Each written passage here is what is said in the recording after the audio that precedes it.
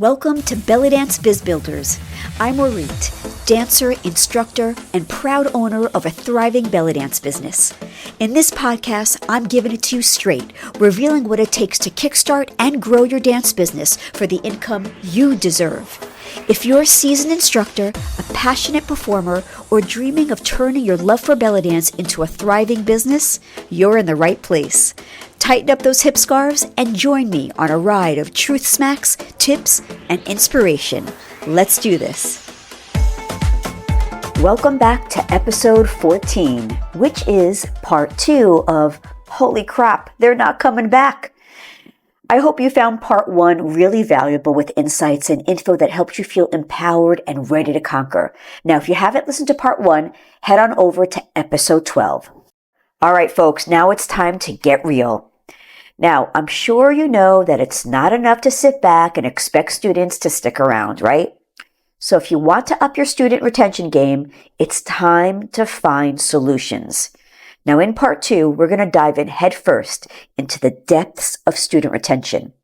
All right, let's talk about outside circumstances. Let's face it, sometimes it's just out of our control, right? Here are some solutions to overcome some of these external hurdles. All right, let's talk about promotion. It's time to be a promotional wizard. Look, if you're teaching at a facility, help out with promoting your classes. Hey, and possibly negotiate better rates if you get people through the door from your promotion. And then if things don't still improve, it might be time to explore other places. Try to promote with your facility. All right. Seasonal change, except there's going to be effects of the seasons, right?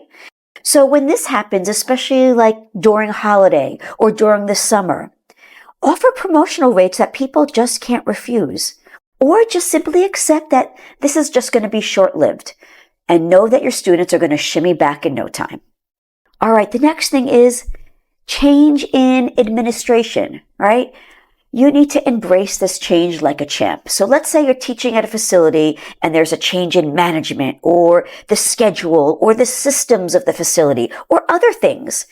This time, show your love, show your extra love to your students. Nurture them through emails, outings, and personal attention, and reassure them that everything is going to be just fine and it's going to be back to normal, that it's just growing pains of the change of the facility. That's it. The next outside circumstance, we all know this, parking woes, right? Yep, we all hate that dreaded parking thing. Oh, there's no parking by your facility. It's hard for me. Yep, that can seriously affect attendance. So instead, when you're looking for a facility, seek out a studio with its own parking lot or ample street parking, right? Or maybe even a facility that's conveniently close to public transit. It may be a matter of adding a little extra rental cost, right, to the facility. If you want a facility that has all these features, believe me, it's going to be worth it. Trust me. And the next outside circumstance is simply just life. Life happens, right?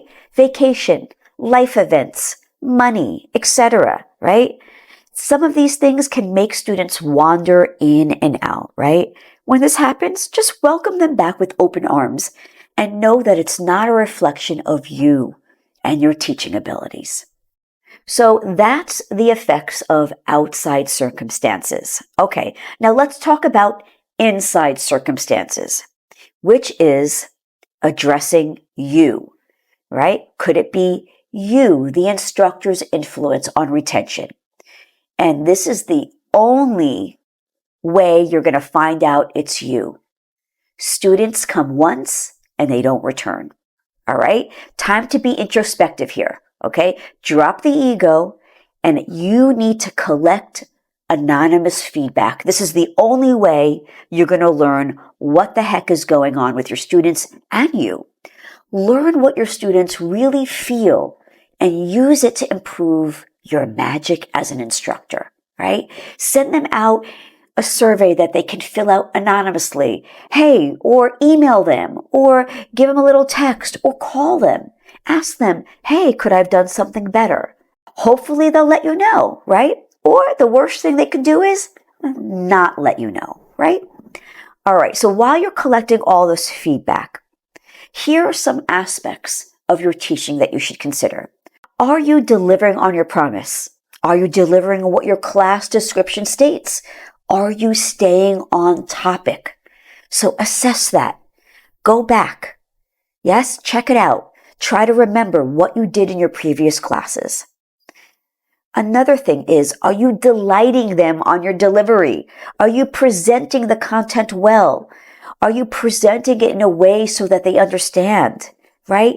You can gauge this based on their smiles, on the smiles on their faces. Do they feel successful? That's how you can gauge. The next thing is, how is your time management? This is a big one. Are you giving enough time in class for quality learning, right? Are they getting the most value from every session, right? Are you giving enough time for questions? The next thing, are you marketing in a timely manner? Are you making sure your students receive those emails, those promotions, right? So they can make maximum impact on the registration. Are you giving them enough time, enough awareness? Are you also marketing enough? That's another thing to think about. And the next thing is, are you making it about them? Remember, it's not about you. It's about your students. It's about their growth. And it's their happiness that should be your number one priority. All right, so try to take all this in. Think about it, yeah? Think about it. And I promise, once you have all this, this is going to improve your student retention. And remember, as an instructor, you have the power to influence that retention. So be open to feedback and always seek solutions, always, right? So you can create that thriving learning environment. All right, folks, I hope this helped. Now, until next episode, go and kick ass.